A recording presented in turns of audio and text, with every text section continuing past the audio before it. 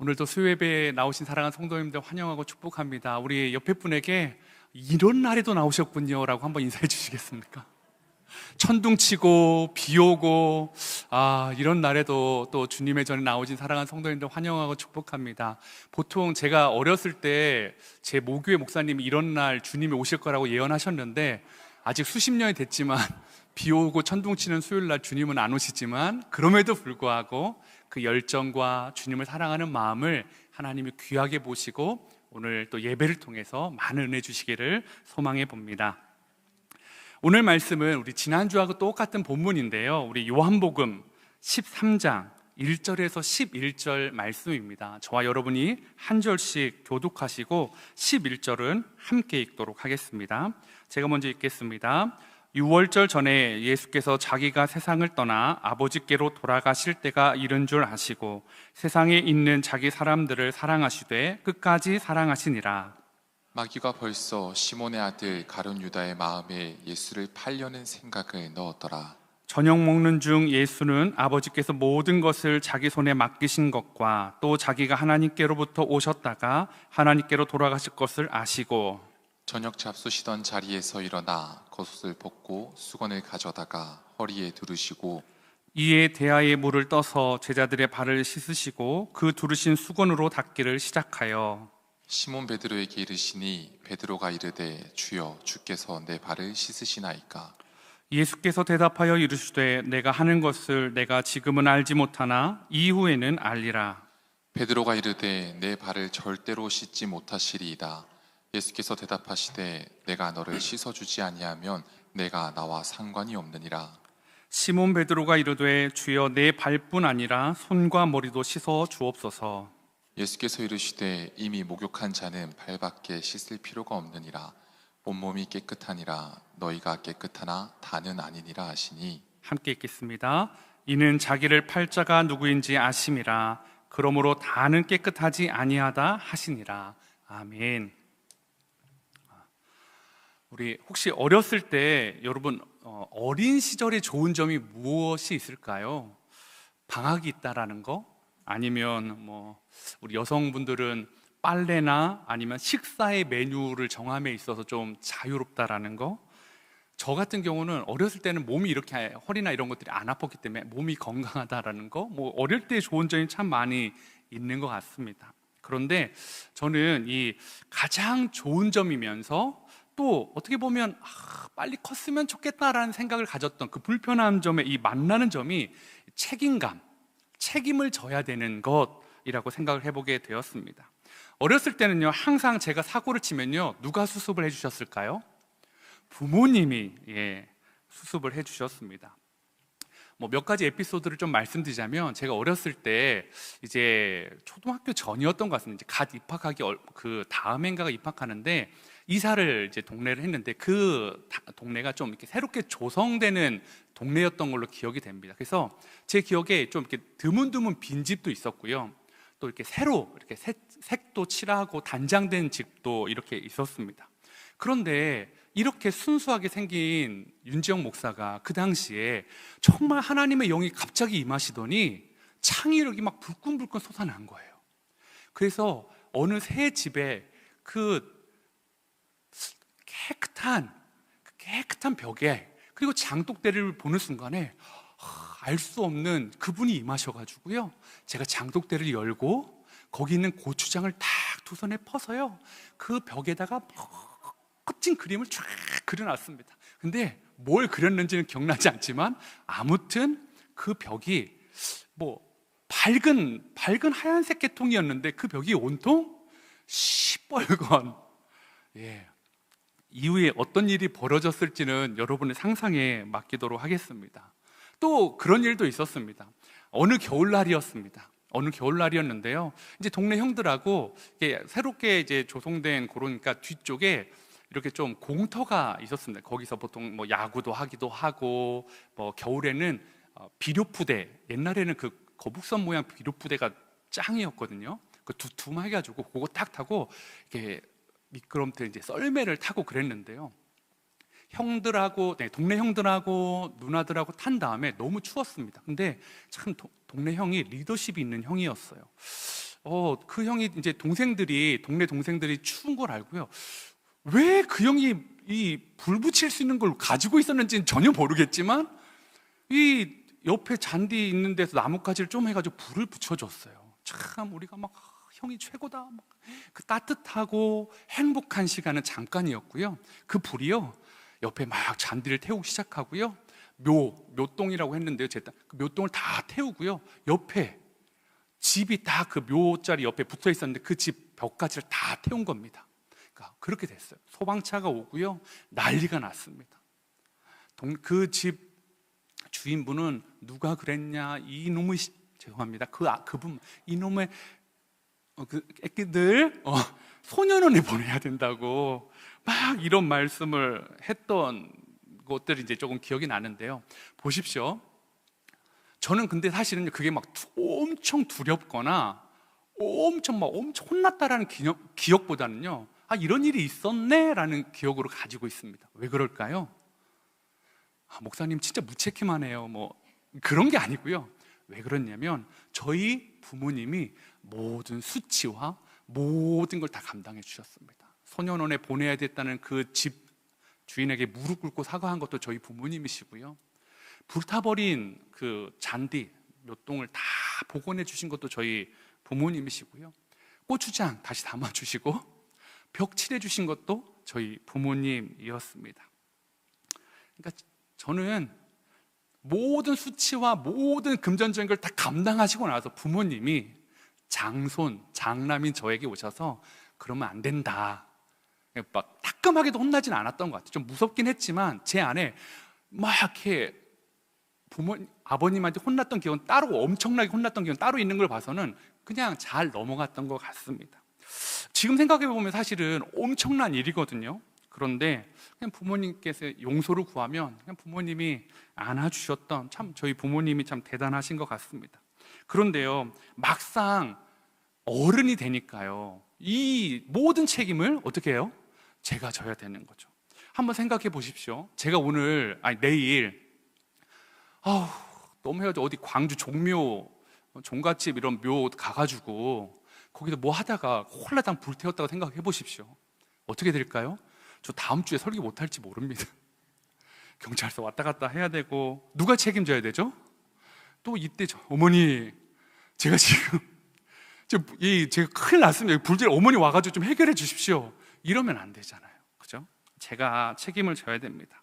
그래서 참 내가 책임져야 한다는 게 참 힘들고요. 참 부담도 많이 되는 것 같습니다. 그래서 그런지 가끔은 좀 어릴 때가 그립기도 합니다. 그리고 그 모든 걸 막아주셨던 그 부모님의 그 든든한 등이 요즘 이제 부모님 조금씩 아프시니까요, 더 그리운 것 같습니다.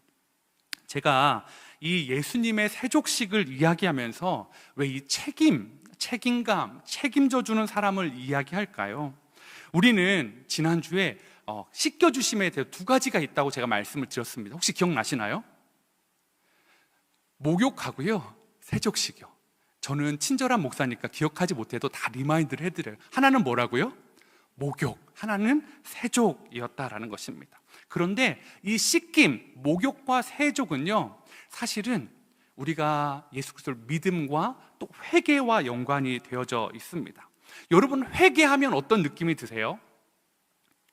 막 눈물의 기도, 막 참회, 아니면 잘못했다고 막 간절한 부르짖음, 반복된 기도, 여러 가지 것들을 떠올리실 수 있을 겁니다. 회개는 슬프고 우리를 비참하게 하는, 내가 이렇게 죄인이구나라는 비참하게 그런 마음을 든다라는 것들을 생각하는 분도 있을 것입니다.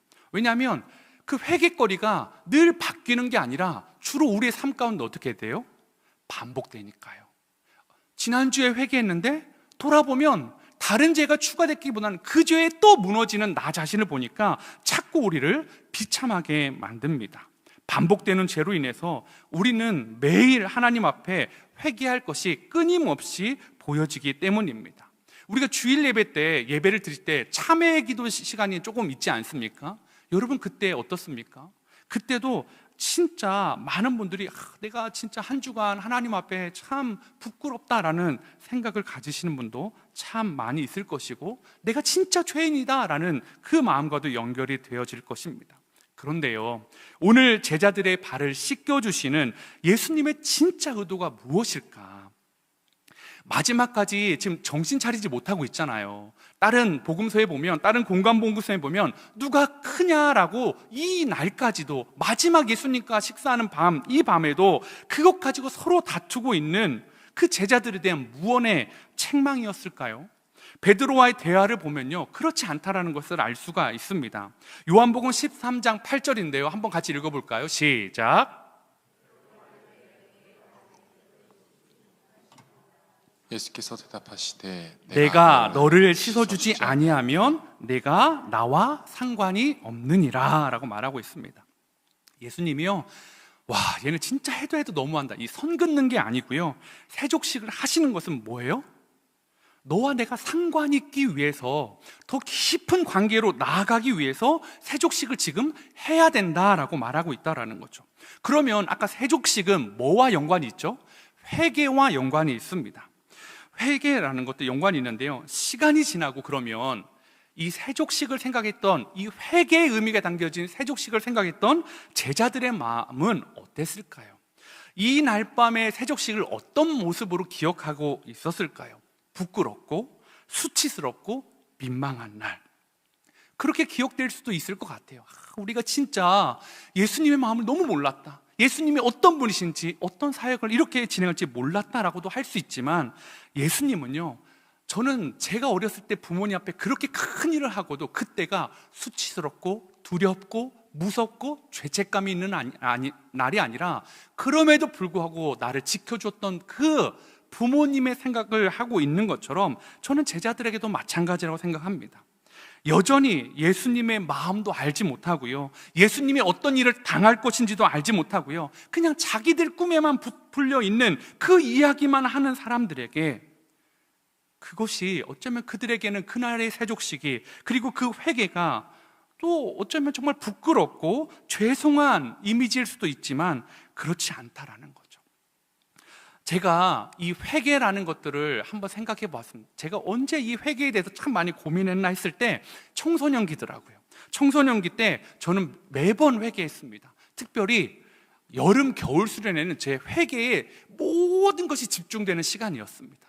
여름 수련회, 겨울 수련회 가면요, 딱 루틴이 있습니다. 내가 잘못했던 것을 다 끄집어내기 시작합니다. 머리에 기억에 남는 거. 근데 그 당시만 해도요, 어떤 부흥사님들 그랬어요.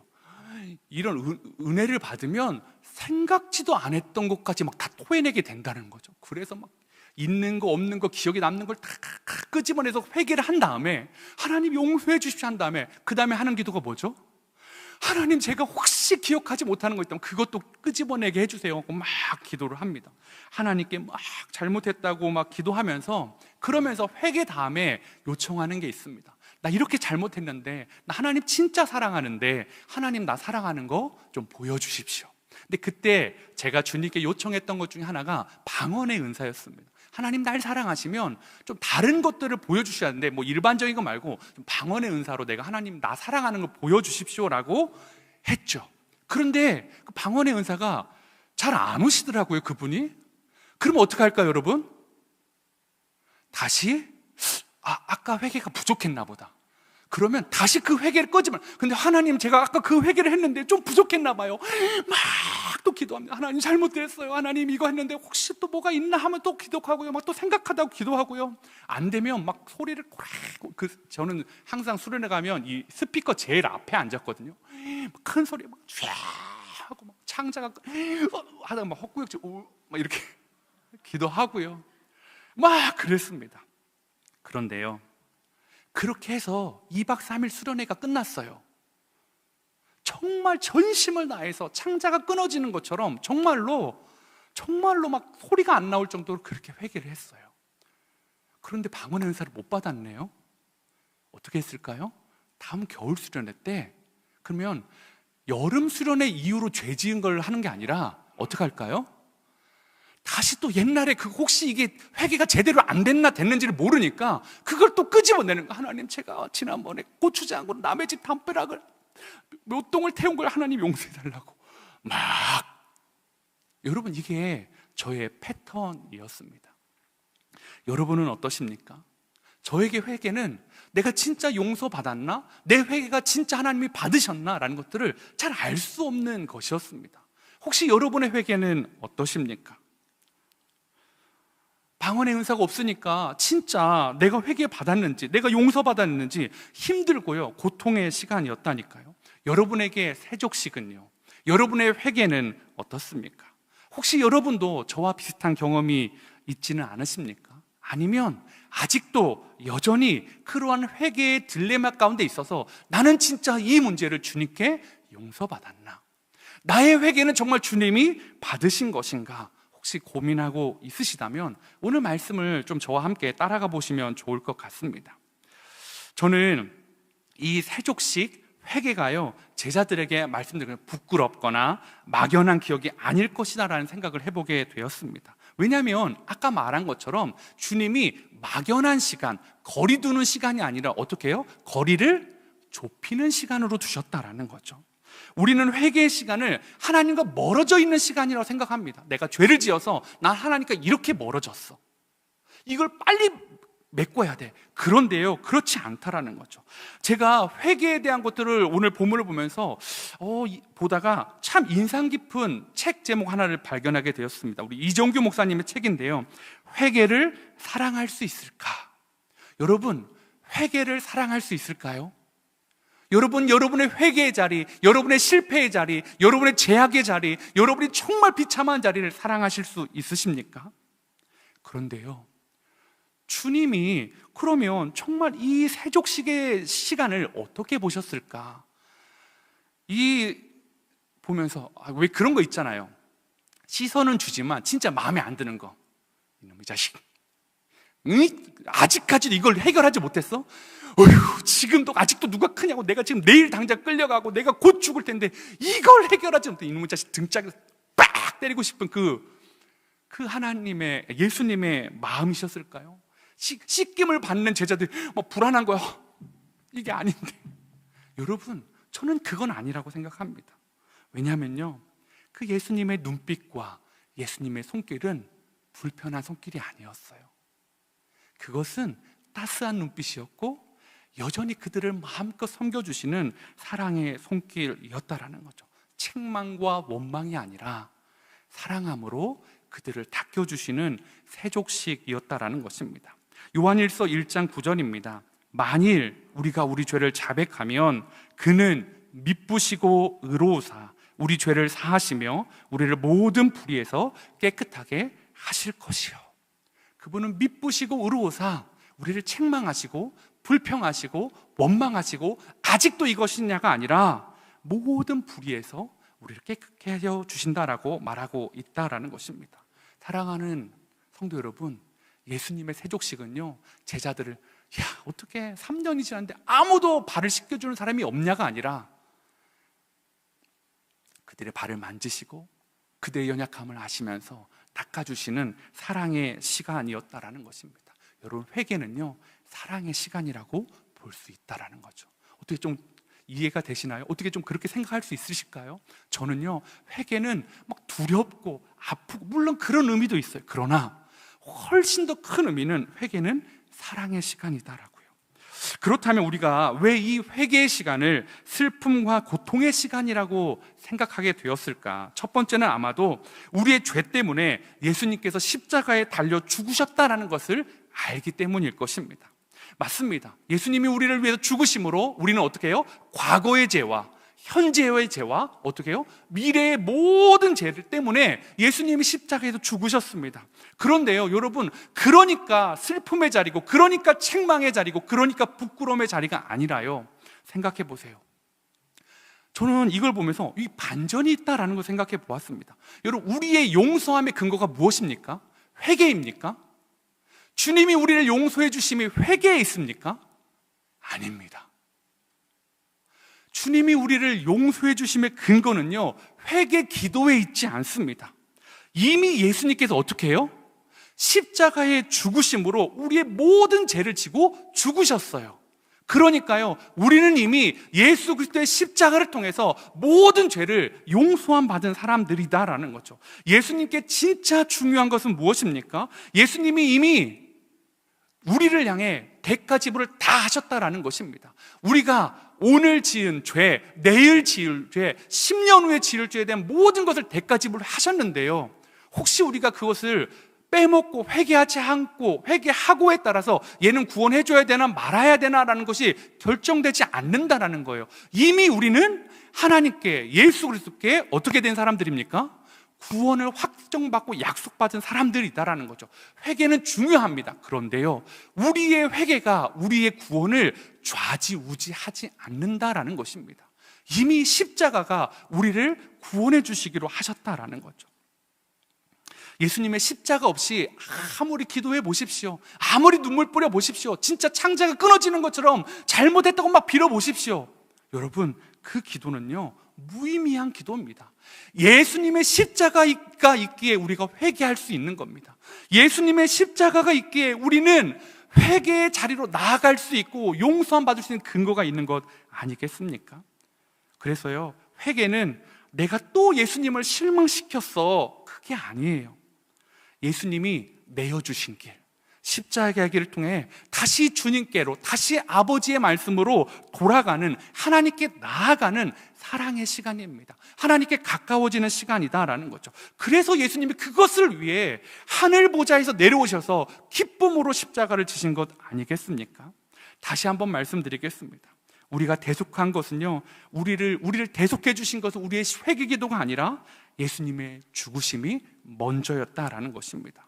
그럼에도 불구하고 그러면 우리가 회개가 힘든 분들, 구원받기 전에 십자가로 그러면 죄를 용서받았지만 구원받은 후에는 회개로 용서를 받는 것 아닙니까? 라는 오해가 있는데 그건 아니다라는 것을 아실 수 있을 겁니다. 예수님을 믿기 전이나 예수님을 믿고 난 후나 용서받음의 근거는 십자가다라는 것입니다. 아마 이 부분에서 아직 좀 오해를 하셨거나 꺼림직한 분들은 속죄와 회개를 조금 혼동하시는 것 같습니다. 우리는 십자가에서 이미 속죄함을 받은 사람들입니다. 목욕을 씻김을 받은 사람들입니다. 그러면 우리에게 남은 것은 무엇입니까?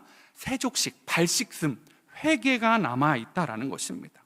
그러면서 진짜 우리 안에 많은 이단들이 또 이렇게도 이야기합니다. 뭐라고요? 너희는 이미 구원받았으니까, 너희는 이미 용서했으니까 너희가 이 세상을 살면서 어떻게 살든 상관없다. 이미 너희는 구원받았다. 여러분 맞습니까? 제가 이미 힌트를 드렸잖아요. 많은 이단들이, 그죠? 이단들이 이렇게 얘기합니다. 우리는 구원받았으니까 이제 회개하지 않아도 돼.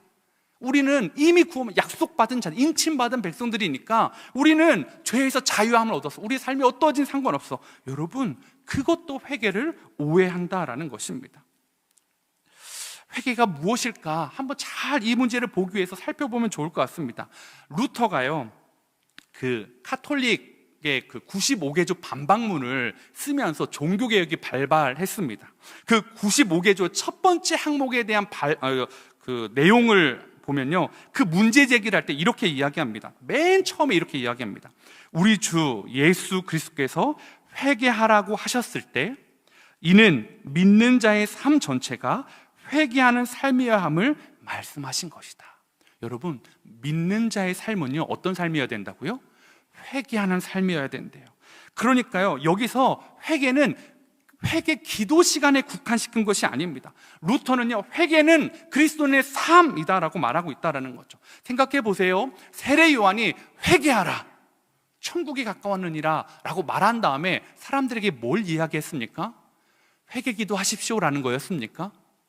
잘못한 걸 고백하십시오라는 것이었습니까? 아니었습니다. 그 누가복음 3장 10절에서 14절인데요 저와 여러분이 한 절씩 읽도록 하겠습니다. 제가 먼저 읽겠습니다. 무리가 물어 이르되 그러면 우리가 무엇을 하리이까? 대답하여 이르되 옷 두 벌 있는 자는 옷 없는 자에게 나눠줄 것이요 먹을 것이 있는 자도 그렇게 할 것이니라 하고 세리들도 세례를 받고자 하여 와서 이르되 선생이여 우리는 무엇을 하리이까 하매 이르되 부과된 것 외에는 거두지 말라 하고 함께 읽겠습니다. 군인들도 물어 이르되 우리는 무엇을 하리이까 하매 이르되 사람에게서 강탈하지 말며 거짓으로 고발하지 말고 받는 급료를 족한 줄로 알라 하니라. 회개하라 해서 회개 기도의 자리로 나가는 그 작은 것이 아니라 뭘 말하고 있습니까? 기도의 자리만 머무르는 것이 아니라 회개는요, 너희의 삶의 방향을 바꿔라 라는 것입니다. 옷 두 벌 있는 자는 옷 없는 자에게 나눠주는 삶으로 살아가고요, 세례들은 세례를 받고 와서 그들에게 하는 것이 할 때 부과된 것 외에 너희가 더 많이 받은 게 있으면 다시 돌려줘라, 삭개오가 했던 그 일을 해라 라고 말씀하시는 거고요, 군인들에게는요, 무엇을 할까 물어보니까 강탈한 거, 거짓으로 고발한 거, 받은 급료를 부족하다고 불평불만했던 삶에서 돌이켜라 라고 말씀하고 있다라는 것입니다. 즉 회개는 무엇입니까?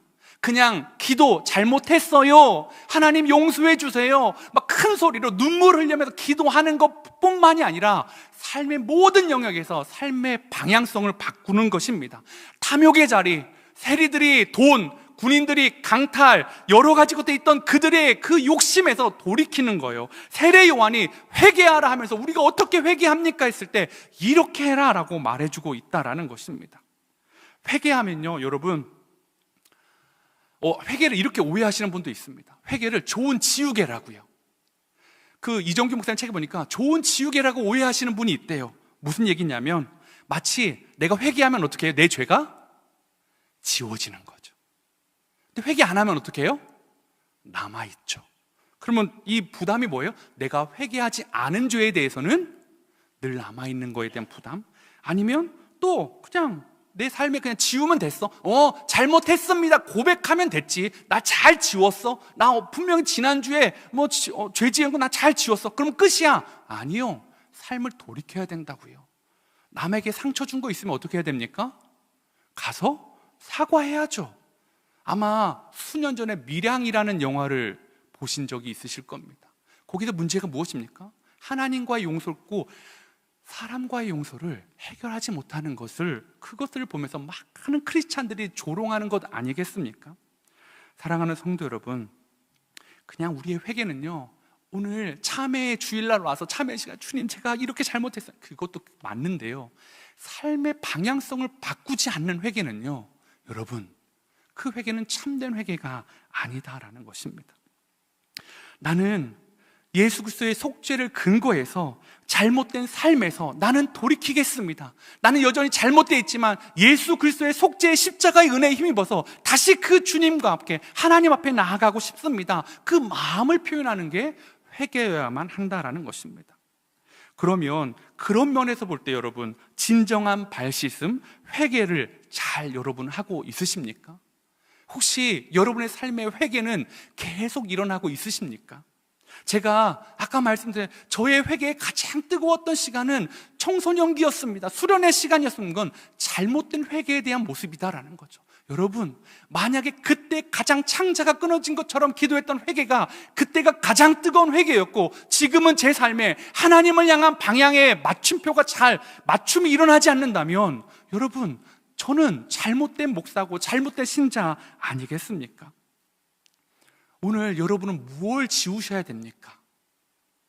여러분의 회개의 지우개는 무엇을 지우시고 싶어서 오셨습니까? 회개는요, 모범이 되는 겁니다. 주님을 닮아가는 겁니다. 그런 의미에서 볼 때 이날의 세족식은요, 지우개는 아니었어요. 실수한 거 지우고 끝난 것이 아니라요, 이후에 보세요. 이날 세족식의 가장 제자들의 화두는 뭐였죠? 누가 크냐? 그런데요, 사도행전 2장에 가면요, 12사도가 복음을 전합니다. 그때 몇 명이 예수님께 돌아오냐면 3,000명이 돌아옵니다. 그리고 4장에서는 베드로와 요한이 또 복음을 전합니다. 그리고 몇천 명이 돌아오냐면 5,000명이 돌아옵니다. 그러면 베드로와 요한 입장에서는 누가 큰 자라고 얘기할 수 있죠? 나머지 10명보다 우리가 더 큰 사람이야. 우리가 함께 할 때 3,000명이었는데 우리 둘이 가니까 5,000명이야. 야, 너희랑 나는 우리가 큰 자야. 그런데요, 이 세족식 이후에, 아니 나중에 한 50일 이후에 성령을 받은 뒤에 그 제자들이요, 한 번도 누가 크냐로 다툰 적이 없습니다. 그들은요, 이 세족식, 이 회개를 통해서요, 하나님께 방향이 온전히 교정되었다라는 것입니다. 바른 관계를 유지하고 있다라는 것이죠. 그래서요, 회개는 고통의 시간이 아닙니다. 어떤 시간일까요? 용납해 주는 시간. 제가 어렸을 적에 몇 동도 다 태우고요, 장독대에 있는 고추장과 벽 다 했고요. 제게는 그 시간이요, 그냥 지금은 부모님의 등, 넓은 등, 부모님의 사랑을 기억하는 은혜의 시간입니다. 사랑하는 성도 여러분, 인간의 부모도 그렇게 하려고 하더라고요. 하나님은 어떠시겠습니까? 하나님은 여러분에게 회개하라는 것은 왜 이렇게 아직도 지지리도 못해 등짝을 탁 때리면서 제발 좀 그만해라가 아니라, 오늘도 십자가 앞에, 오늘도 회개하면 내가 너를 언제든지 용납해 줄게. 그리고 혹시라도 잊어버리고 회개하지 못한 것도 이미 용서해 줄게. 내일 지을 죄도 용서해 줄게 라고 말씀해 주시는 용납의 시간이고, 사랑의 시간이고, 안아주심의 시간이다라는 것입니다. 사랑하는 성도 여러분, 저와 성도님들 삶 가운데 날마다 회개가 있길 원합니다. 그렇다고요, 죄를 많이 짓자라는 게 아닙니다. 뭘까요? 하나님께 계속 맞춰가는 시간이요. 제가 어렸을 때는요, TV를 틀면 밤 늦게 화면 조정 시간이 있었어요. 아시나요? 띠 그러면 이렇게 막 뭐 색깔별로 해고 밑에는 검정색 이렇게 줄이 이렇게 착착착착. 그게 왜 필요한지는 얘기하면 그냥 화면을 조정하기 위해 필요하더라고요. 여러분, 회개는요 그렇습니다. 우리의 삶 가운데 하나님 앞에 잘 가고 있는지, 하나님의 말씀에 조절되고 있는지 여러분 매일 회개로 가득해야 됩니다. 회개는 슬픔의 시간이고 막 불편하고 나의 무능력한 시간이 아니라 하나님이 우리를 끝까지 사랑해 주신다는 은혜의 시간이고요, 안아주심의 시간이고요, 용납의 시간이고요, 하나님과 가까워지는 시간이다라는 것입니다. 오늘 이 밤에 참된 회개가 주님의 사랑을 느끼면서 주님과 닮아 주님이 말씀하신 그 길을 걸어가기를 다시 한번 약속하고 내일의 삶을 소망하는 저와 여러분 되시기를 축복합니다. 우리 시간에 우리 마음이 상한 자를 이라는 찬양을 하면서요, 말씀을 기억하시면서 한번 주님 앞에 나아가기를 원합니다. 마음이 상한 자를 고치시는 주님, 오늘 우리의 마음에 상한 게 있습니까? 속상하기도 하지만 혹시 하나님 말씀대로 살지 못해서 마음이 상하셨습니까? 나는 왜 맨날 이렇게 할까? 그런데 여러분, 맨날 그럼에도 불구하고 매번 사랑해 주시는 주님이 있어서 좀 살만하지 않으십니까? 주님이 여러분을 안아주실 겁니다. 우리 시간에 우리의 죄를 가지고 여전히 주님 앞에 잘 교정되지 않고 조정되지 않은 삶의 문제를 가지고 돌이키기 위해 나아가는 시간 되길 원합니다. 마음이 상한 자를